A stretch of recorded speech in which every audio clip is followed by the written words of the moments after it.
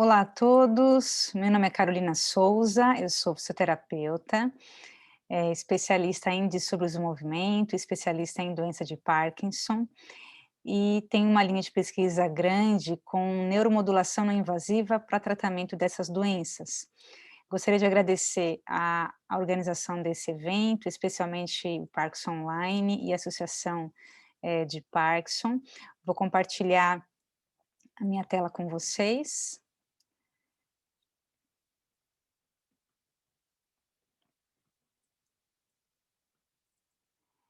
E a nossa ideia aqui hoje é falar sobre a neuromodulação para tratamento de pessoas com doença de Parkinson. Eu trabalho no grupo de distúrbios do movimento do Hospital das Clínicas, da Faculdade de Medicina da USP, sou membro do Departamento de Neuromodulação, Departamento Científico de Neuromodulação da Abrafim, que é a Associação Brasileira de Fisioterapia Neurofuncional, e também faço pesquisas no ambulatório de neuromodulação da Divisão de Fisioterapia do Hospital das Clínicas. A nossa ideia hoje é falar sobre a neuromodulação no âmbito de pesquisa e no âmbito de abordagem nos tratamentos para os nossos pacientes, abordagem clínica desses pacientes. E quando a gente pensa em neuromodulação, é importante a gente entender que quando vocês forem pesquisar sobre neuromodulação, existem dois tipos de neuromodulação. A neuromodulação invasiva, que nada mais é do que um ato cirúrgico, que vocês conhecem como o DBS, por exemplo, que é a estimulação cerebral profunda. Eu vou explicar um pouco mais adiante. E o que nós vamos tratar nessa aula de hoje é a neuromodulação não invasiva, que é feita com alguns recursos, como o TMS, que é a estimulação magnética transcraniana, e como o TDCS, que é a estimulação transcraniana por corrente contínua. Aqui só um exemplo de como é feito o DBS. Então o paciente, aqui é uma representação do nosso cérebro, e onde possivelmente está alterado na doença de Parkinson. Aqui são os possíveis alvos da estimulação, e no caso do Parkinson, o mais comum é o globo pálido interno ou o núcleo subtalâmico, que é esse que eles estão mostrando agora. Coloca-se um eletrodo por via estereotáxica, e o paciente recebe uma estimulação constante, né, isso é um ato cirúrgico. Essa estimulação fica o tempo todo no paciente, que é controlado por um programador, que fica aqui no peito do paciente, e a gente consegue ajustar essa estimulação durante algumas sessões. O paciente precisa voltar para essa estimulação. Então esse é um tipo de neuromodulação invasiva, né, que é o DBS. Um outro tipo de neuromodulação não invasiva, que é o que a gente vai discutir aqui hoje, é a estimulação magnética transcraniana. Aqui é um dos aparelhos que tem no mercado, que fazem esse tipo de estimulação. Essa estimulação, o paciente ele recebe, a gente escolhe uma área que a gente quer estimular, o paciente recebe um estímulo como se fosse um campo magnético local, e esse campo magnético tem a capacidade de modular a atividade cerebral, para mais ou para menos, dependendo do objetivo do tratamento, do protocolo.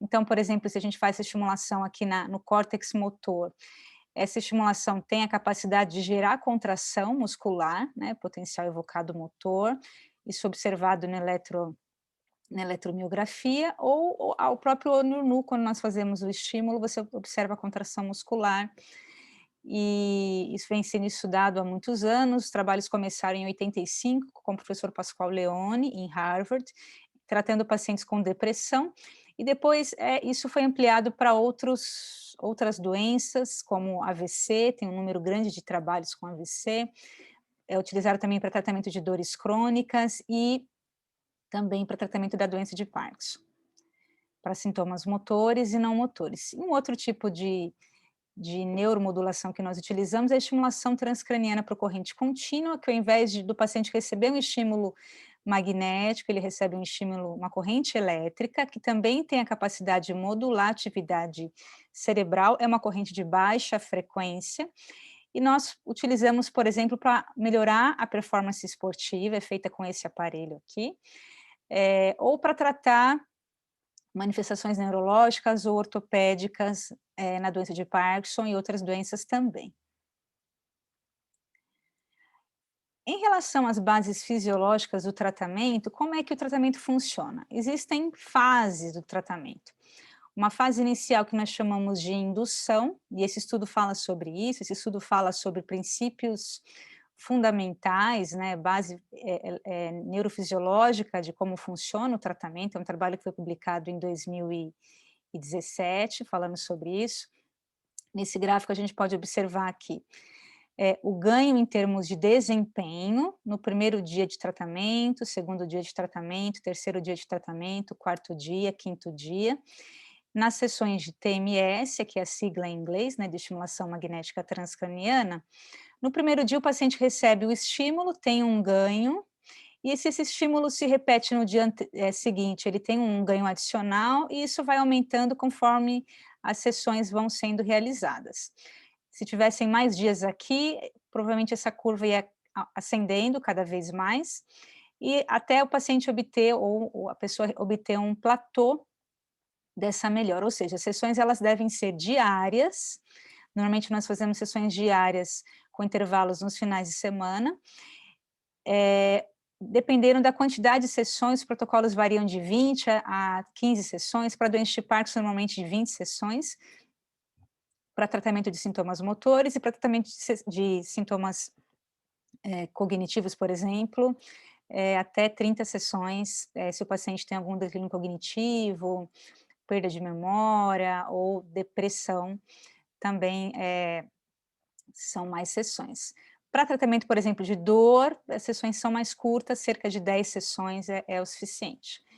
Então, isso, o protocolo funciona dessa maneira. Então, tem uma fase que nós chamamos de indução, que são essas sessões diárias, e uma outra fase que nós chamamos de manutenção, que nada mais é do que o espaçamento dessas sessões de indução. Então, ao invés de serem sessões diárias, essas sessões elas vão sendo mais esporádicas, 3 vezes por semana, 2 vezes por semana, 1 vez por semana, ou a cada 15 dias, até a alta do paciente. E aqui é só os tipos de estímulos, né, que podem ser estímulos únicos, pulsos únicos para avaliação, e pulso pareado também a gente utiliza para avaliação, e os pulsos repetitivos nós utilizamos para tratamento. Aqui é só uma informação técnica. E como é que funciona isso? Nós sabemos que o cérebro ele tem diversas áreas e diversas funções nessas áreas. Aqui, por exemplo, em rosinha, nós observamos o córtex motor e áreas pré-motoras, então está relacionado aos nossos movimentos. Aqui em amarelo, o lobo frontal, mais relacionados a processos cognitivos. Então, dependendo da queixa do paciente, nós estimulamos a área motora ou áreas cognitivas, por exemplo. E como profissionais, terapeutas, o que a gente enxerga quando a gente utiliza isso? A gente enxerga aqui um sistema de mapeamento, que nós chamamos de sistema 10-20, que é o sistema que nós utilizamos para eletroencefalografia, e, por exemplo, se eu quero estimular a mão do paciente, eu vou estimular aqui a área C3, que é a área motora relacionada ao controle do membro superior esquerdo. Então, por exemplo, se eu quero estimular F7, é uma área que nós estimulamos para pacientes, por exemplo, com doença de Alzheimer ou pacientes com Parkinson com alterações de memória. F3 é uma área que nós estimulamos para pacientes com Parkinson com disfunções executivas, com distúrbios de atenção, por exemplo, ou com depressão, certo? Então, isso é muito técnico, eu estou mostrando isso para os profissionais. Quando nós enxergamos o nosso doente, é esse mapa que nós temos que ter na cabeça para estimular a área que desejamos tratar. É importante ter esse conhecimento. Então, foi isso que eu mostrei. Quando nós fazemos a estimulação, como, por exemplo, com a estimulação magnética transcraniana, se o paciente ele tem uma disfunção de marcha, por exemplo, um alvo cortical seria a região que representa as pernas. Se ele tem uma alteração postural, que nós chamamos de CZ, se ele tem uma alteração postural, nós podemos estimular o tronco. Ou se é um paciente com AVC, por exemplo, nós podemos estimular a área da mão, se o paciente ele tem uma hipertrofia da mão. Nós sabemos que as bobinas, como elas são planejadas e projetadas, elas não atingem áreas subcorticais, elas atingem áreas de estimulação mais corticais. Mas aí você pode perguntar, como que isso funciona na doença de Parkinson, que é uma doença mais subcortical? A gente sabe que as alterações dos núcleos da base são mais subcorticais. Então, diferente da cirurgia, que é algo que a gente consegue colocar o eletrodo mais profundamente em áreas subcorticais, e eu consigo estimular, por exemplo, o núcleo subtalâmico ou o núcleo globo pálido interno, que são regiões relacionadas ao controle dos movimentos e estão alteradas na doença de Parkinson, como que isso funcionaria com o estimulador magnético transcraniano, que não alcança, teoricamente, regiões mais subcorticais, né, com o estímulo. A gente sabe que o nosso cérebro trabalha com conectividade, eu penso que Deus pensou em tudo quando projetou o nosso cérebro. Se você não consegue estimular diretamente alvos mais profundos, como os núcleos da base, nós estimulando hubs, por exemplo, do sistema motor, ou hubs dos sistemas cognitivos, a gente consegue, por conectividade, atingir essas regiões mais subcorticais. É importante ter isso em mente.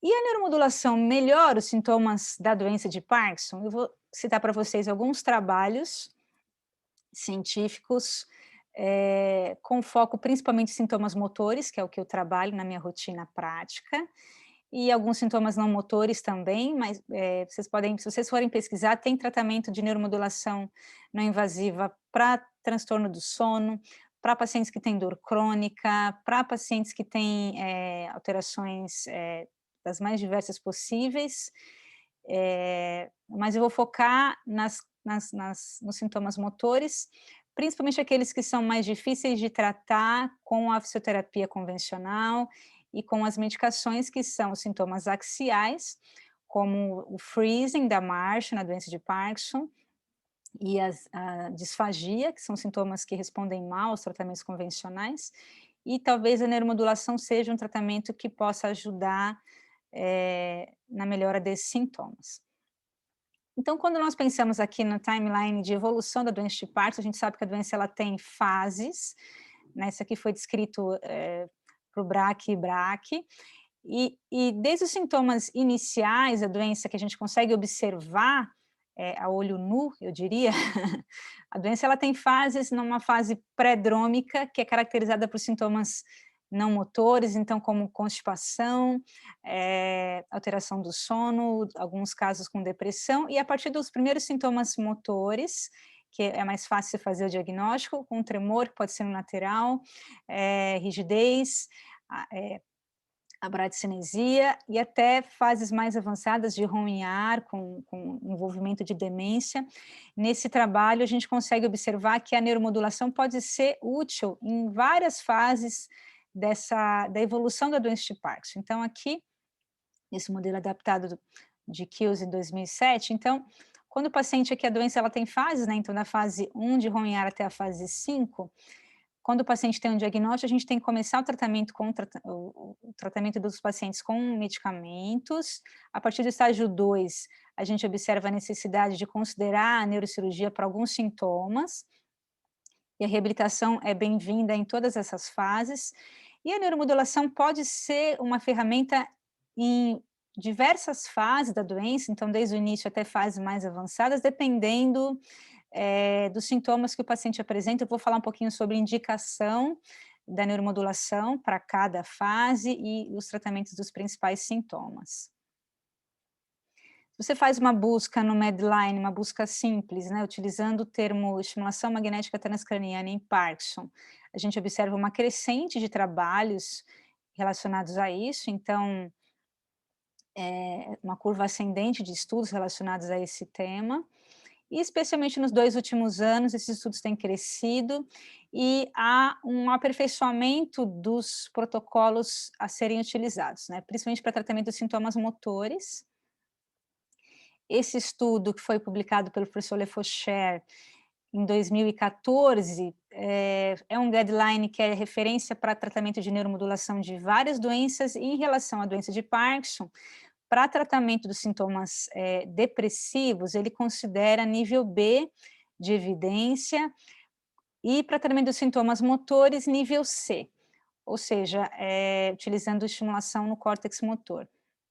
Não era, em 2014, não era algo assim muito robusto em termos de tratamento, de protocolos específicos para a doença, e isso mudou nos últimos 2 anos. Esse guideline ele foi atualizado em 2018. Ele comenta aqui que se a gente faz uma alta frequência bilateral no córtex motor, você pode ter uma melhora dos sintomas motores, aumentando o nível de evidência de C para B, ou seja, provavelmente eficaz, mas ainda não deve ser utilizado como uma frequência nos tratamentos clínicos, né, como na rotina clínica. Diferente de AVC, que é nível A de evidência, e diferente de depressão, que também é nível A de evidência para transtornos depressivos e em outras doenças também, dor crônica também é nível A de evidência. Em relação à doença de Parkinson, eu vou discutir alguns protocolos e vou mostrar alguns casos meus. Esse outro estudo aqui, isso um pouquinho mais para frente, esse outro estudo de Latorre, 2019, sobre o uso da estimulação magnética transcraniana, um estudo de revisão, foi publicado na Movement Disorders, que é a principal revista de tratamento para a doença de Parkinson. Ele recomenda alta frequência na área motora ou baixa frequência em áreas pré-motoras e para tratamento de sintomas motores. E para depressão, alta frequência no córtex pré-frontal dorso-lateral esquerdo. Esse outro estudo, ele fala sobre alta frequência quando você faz uma estimulação na área motora suplementar para tratamento do freezing na doença de Parkinson, um estudo bastante interessante, aqui mostrando um grupo que fez o tratamento, um grupo que incluía 20 pacientes com Parkinson e freezing. Aqui ele utilizou várias escalas de avaliação de freezing, e um grupo controle, um grupo sham, composto por 10 pacientes, não tinha diferença significativa entre os grupos no início do tratamento. E o que a gente observa é um tratamento que foi feito por 6 semanas, ou seja, um follow-up até que longo. Os pacientes eles foram submetidos a 2 sessões de intervenção, com reavaliações antes do tratamento, no meio do tratamento e no final do tratamento, e depois um follow-up de 6 semanas.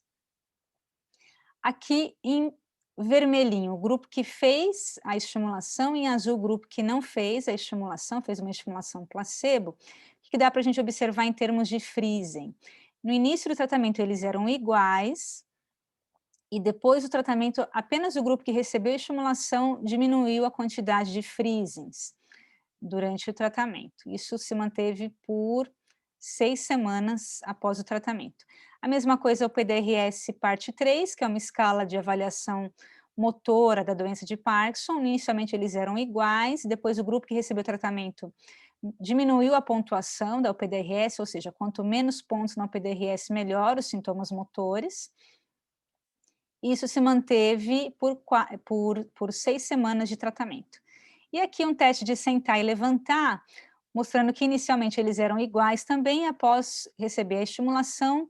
O grupo que recebeu a estimulação verdadeira, não sham, teve um melhor desempenho na tarefa de sentar e levantar. E o que esse autor concluiu? Que teve uma melhora significativa, importante, apenas o grupo que recebeu estimulação, comparado ao grupo que não recebeu, isso se manteve por 4 semanas após o tratamento, e que talvez, se você fizer uma estimulação em alta frequência na área motora suplementar, isso tem um efeito adicional na melhora do freezing de pacientes com doença de Parkinson. Então, mostrando que talvez seja uma alternativa de tratamento para aqueles pacientes que têm freezing e caem bastante. Esse outro estudo bastante interessante, mostrando o tratamento de alta frequência na área motora para pacientes com disfagia, com dificuldade de deglutição, que também é uma coisa difícil de tratar. As fonos, elas têm alguns métodos para tratamento, né, da disfagia, mas a gente acredita que a neuromodulação pode trazer um benefício a mais no tempo de tratamento, encurtando esse tempo e tendo uma resposta mais rápida também. Então, esse estudo foi conduzido em Londres pelo grupo do professor Hotwell, que é um dos grandes pesquisadores do mundo de neuromodulação. Então, ele recrutou 90 pacientes com Parkinson. Desses 90 pacientes que completaram o estudo, foram 19 que receberam tratamento e 11 que fizeram tratamento placebo, certo? Então, o que a gente observa? Inicialmente, os grupos eles eram iguais, né, antes do tratamento, não tinha diferença entre eles, e os grupos receberam 10 sessões de tratamento, né, utilizando a bobina figura de 8 na área motora, principalmente sobre a área da mão. Foi uma estimulação em alta frequência, com 90% do limiar motor, 2.000 pulsos em cada hemisfério, com um follow-up relativamente longo, de 3 meses. Isso é uma coisa interessante nesse estudo, ou seja, que os resultados se mantiveram por pelo menos 3 meses. E o que ele fez aqui? Então, ele pegou um grupo de pacientes que tinham disfagia, utilizaram a videodeglutograma da deglutição para ver a disfagia. Então, aqui a gente observa que esse paciente, especialmente, ele tinha um escape prematuro, quando realizou esse exame, né, de videodeglutograma, ou seja, esse paciente ele broncoaspirava quando engolia, e esse líquido, ao invés de ir para o estômago, ia para o pulmão. E após o tratamento, houve essa melhora significativa desse sintoma. Isso também foi observado nas escalas clínicas que foram utilizadas nesse estudo. Então, inicialmente, os grupos eles eram iguais, aqui vocês podem observar o grupo que não recebeu tratamento em bolinha branca, e o grupo que recebeu tratamento, o grupo real, né, o grupo que recebeu tratamento verdadeiro, em bolinha preta. Inicialmente os grupos eles eram iguais, e após o tratamento, apenas o grupo que recebeu o tratamento teve uma melhora significativa nas várias fases dessa escala, mostrando, então, uma melhora não apenas observada na videodeglutograma, mas também nas escalas clínicas, e a conclusão é que o TMS melhorou a disfagia dos pacientes com Parkinson nesse estudo, mostrado através dos exames clínicos e também da videofluoroscopia. Esse estudo é bastante interessante, eu já reproduzi esse estudo algumas vezes, né, no consultório, com as fonos, e com um resultado bem interessante para tratamento da disfagia. Eu vou mostrar alguns casos para vocês. Esse aqui é um paciente que ele tinha sido hospitalizado por muito tempo, e ficou precisou receber ventilação mecânica por conta disso, foi entubado, e a grande queixa era a dificuldade para fala e também para engolir, mas principalmente para fala. Então, nós fizemos algumas sessões de neuromodulação com TDCS na área motora dele, associada à fonoterapia. Aqui vocês vão ouvir antes do tratamento.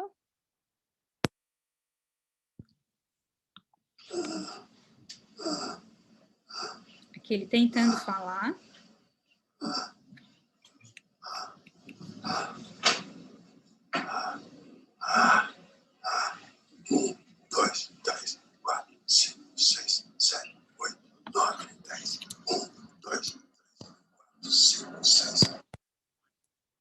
Isso, e aí, aqui o alvo da estimulação, que foi a área de CZ, então nós colocamos o ânodo em CZ e o cátodo em FP2, foram feitas 20 sessões de estimulação, e depois aqui, após o tratamento... Cid Barros é meu nome. Eu tenho 82 anos. Eu sou uma pessoa que tem Parkinson, sofro de Parkinson, há 5 anos mais ou menos. Nesses anos... Bom, ele conta a história dele e teve uma resposta muito boa. Essa outra paciente, ela tem um histórico de doença de Parkinson avançada, mais ou menos 15 anos de evolução, e ela nos procurou com o objetivo de fazer a cirurgia, né, procurou a minha equipe com o objetivo de fazer a cirurgia.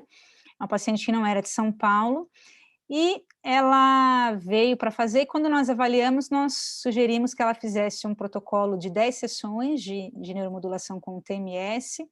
Vocês podem vê-la andando aqui antes do tratamento. Nós fizemos o teste, que é o Tamen pegou o teste, para ela andar. Vocês observem um tremor bilateral, passos muito curtos, uma instabilidade postural, precisa andar com um apoio, tem que ter sempre alguém por perto, por conta de perigo de queda. E aqui ela está sendo avaliada em ON medicação, então o melhor ON dela era isso aqui. Passos muito curtos, muita instabilidade postural. E aqui nós pedimos para ela fazer o mesmo teste. Então, esse teste, o tempo normal dele é 13 segundos. Aqui ela demorou 43 segundos. E aqui o mesmo teste com dupla tarefa, eu peço para ela falar nomes de animais. Você observa que piora drasticamente o desempenho motor dela, piora o tremor. E aqui eu peço para ela virar, né? Então, ela quase cai. Estabilidade muito grande. E essa paciente fez o tratamento, então o protocolo que nós utilizamos foi esse aqui, 2.000 pulsos no córtex motor primário, com bobina figura de 8, foram 10 sessões, com alta frequência, 90% do limiar, 1.000 pulsos na região de membros inferiores, em CZ, 500 pulsos no membro superior esquerdo, em C3, 500 pulsos no membro superior direito, um protocolo que foi inspirado naquele trabalho que eu mostrei para vocês, do professor Lefaucher. Após 2 sessões de estimulação, mais a fisioterapia, que é uma fisioterapia específica para a doença de Parkinson, o que nós observamos? Houve uma melhora interessante, mas ainda não muito significativa, que eu estou pedindo para ela andar falando os meses do ano de trás para frente, mas a gente observa que o tremor já melhorou. Aqui a paciente também está em ON medicamento, o equilíbrio ainda não está bom, mas o tempo para a execução dessa tarefa diminuiu, eu não coloquei aqui, mas diminuiu em comparação à avaliação inicial, com apenas 2 sessões. Após 10 sessões, que foi o que a gente preconizou para ela, pedimos para ela levantar, virar e sentar, que é o teste TUG.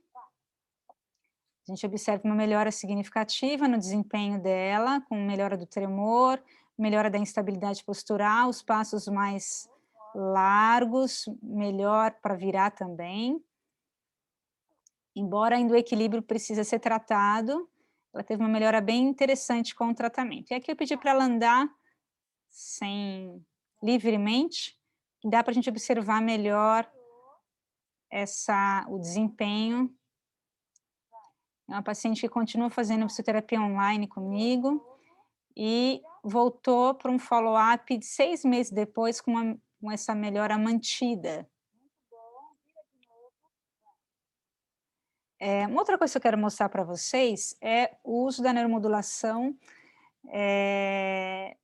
para tratamento do freezing, como eu tinha mostrado anteriormente, alguns alvos, né, como áreas pré-motoras, o próprio córtex motor, mas essa linha de pesquisa do nosso grupo, que iniciou com pacientes com freezing e alterações de marcha, que já tinham feito DBS, mas mantiveram essas alterações, nós começamos a estimular a medula desses pacientes, aqui alguns estudos que nós publicamos. Nesse estudo, a gente utilizou pacientes que já tinham feito DBS, e mesmo com uma boa resposta ao DBS para os aspectos motores, as alterações de marcha permaneceram, ou com a própria progressão da doença, pioraram.